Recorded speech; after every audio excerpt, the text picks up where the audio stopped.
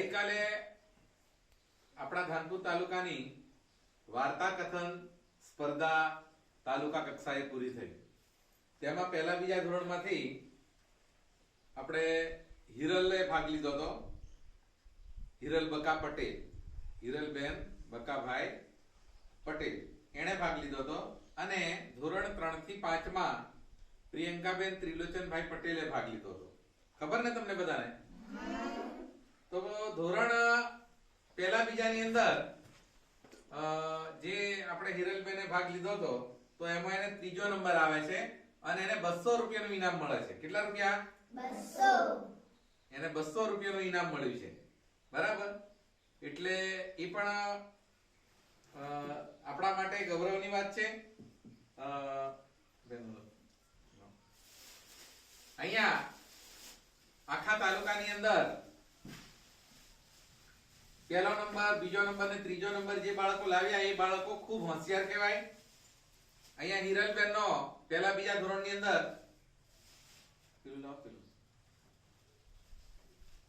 ત્રીજો નંબર આવે છે. તો એને આપણે હિરલ બરોબર આખો હાર છે. લા હિરલ ઉભી થા, કઈ જી ઉભી થા. હા હા, જો હિરલ નો નંબર આવ્યો ત્યાં ધાનપુર એટલે આપણે હિરલ નું સન્માન કરીએ છીએ. ચાલો તાળીઓ પાડો.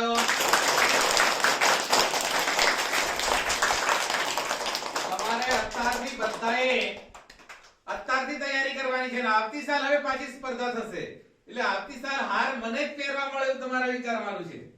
બરાબર? સરસ. ચાલો અહીંયા સાઈડમાં ઉભી રહી જા.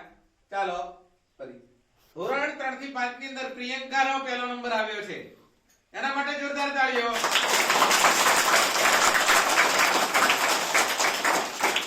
પ્રિયંકા નો પહેલો નંબર આવ્યો છે એટલે હવે જિલ્લા કક્ષાએ જશે. પ્રિયંકા નો પહેલો નંબર આવ્યો એટલે પ્રિયંકા હવે દાહોદ જિલ્લામાં પાછી વાર્તા કહેવા જશે. બરાબર? આપણી આટલી નોંચિક નેહાળ અને નોંચિક નેહાળમાંથી બે છોકરીઓ નંબર લાવી એટલે આપણા માટે બહુ ખુશીની વાત છે. એટલે એને પણ આપણે હાર પહેરાવીને એનું સન્માન કરીએ છીએ. બરાબર? જો આ બે છોકરીઓએ જેવી રીતે આ વર્ષે નંબર લાવ્યા એવી રીતે આવતી સાલ માટે આપણે અત્યારથી જ મહેનત કરવાની છે. વાર્તા સ્પર્ધાની તૈયારી અત્યારથી આપણે કરવાની છે. અને તમારે કહેવાનું સાહેબ હું વાર્તા કહું. પ્રાર્થના સંમેલનની અંદર રોજ બધાએ કોઈને કોઈ એક પ્રાર્થના કહેવાની હોય તો તમારે ઘેરથી તૈયાર કરી લાવવાની અને રોજ પ્રાર્થના સંમેલનની અંદર એક વાર્તા બોલવાની છે. બરાબર? એટલે તમારે હવે ઘરેથી તૈયાર કરી લઈને આવવાનું અને ક્લાસની અંદર પણ તમે જ્યારે નવરા પડો ને ત્યારે કહેવાનું બેન એક વાર્તા કોને, સાહેબ એક વાર્તા કોને. નવી વાર્તા, એવી જૂની વાર્તા નહીં. એક કાગડો હતો અને કાગડાને તરસ લાગી ને કાગડો પાણી પીહારજો એવી નહીં. કઈક સારી વાર્તા કહો એમ કહેવાનું તમારે. બરાબર? એટલે આવતા વર્ષ માટે આપણે અત્યારથી જ પ્રેમિકા અત્યારથી તૈયારી કરવાની છે. એક કાગડો હતો, એક જંગલ હતું. પ્રેમિકાનો અવાજ જાડો કરવાનો એટલે. બરાબર? એટલે જોશના ગઈ જી જોઈ જોશના એને 200 રૂપિયા મળ્યા, એને પ્રમાણપત્ર મળ્યું.